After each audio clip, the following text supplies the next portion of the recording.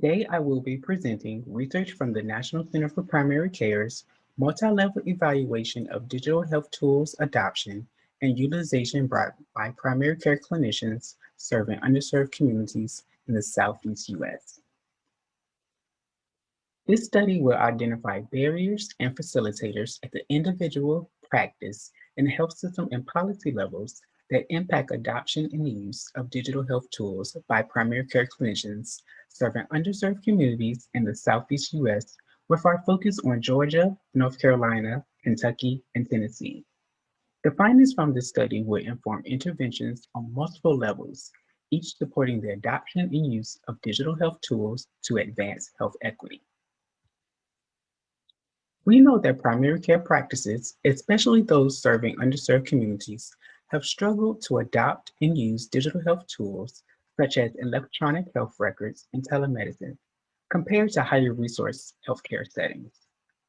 These gaps severely limit the benefits enabled by digital health tools to the patients served by primary care practices. Our study builds upon this previously conducted research. This image on the left of the slide is of two of the previously published research papers addressing these disparities and gaps in adoption and utilization. The image on the right of this slide displays our study's research and action plan. We employ a multi-method approach consisting of surveys and focus groups of primary care clinicians currently working in Georgia, Kentucky, North Carolina, and Tennessee, key informant interviews with policymakers, health system leadership, administrators, and staff in small practices and rural hospitals, an environmental scan of the policy and system level factors in each state to identify facilitators and barriers to the utilization of digital health tools in practice, conducting secondary data analysis looking at telehealth utilization across the United States, and utilizing a robust publicity and visibility plan to communicate and disseminate findings from each study aim. The set of images on the left of this slide illustrate preliminary results of the clinician utilization aim of our study, where we are using surveys, focus groups, and key informant interviews. From over 200 surveys that have been completed, almost all clinicians currently or have used digital health tools in the last 5 years. From those experiences, the adoption of digital health tools was supported by the ease of integration into their workflow and care coordination with other clinicians, as well as the improvements that they will make in the patient's health. However, over half of the clinicians identified time and cost as barriers to adopting digital health tools. The top 4 tools used by clinicians' practices are electronic health records, patient portals, telemedicine, and prescription drug monitoring programs, with most clinicians using these for adult general medicine. Over 90% of clinicians have used digital health tools in the response of the COVID-19 pandemic. Most clinicians have used or plan to use telehealth specifically for treatment of COVID-19 positive and negative patients, in addition to training purposes, for chronic disease management, for substance use and mental health therapy, as well as to reduce the risk of patient-clinician exposure. Many clinicians also report that their first time using telehealth was as a result of the COVID-19 pandemic.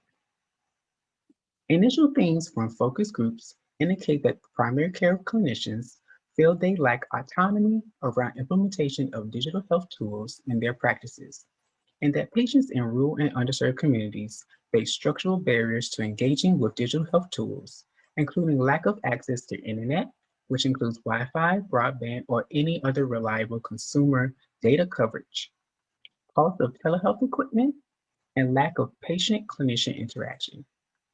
Surveys and focus groups will continue through September 2021.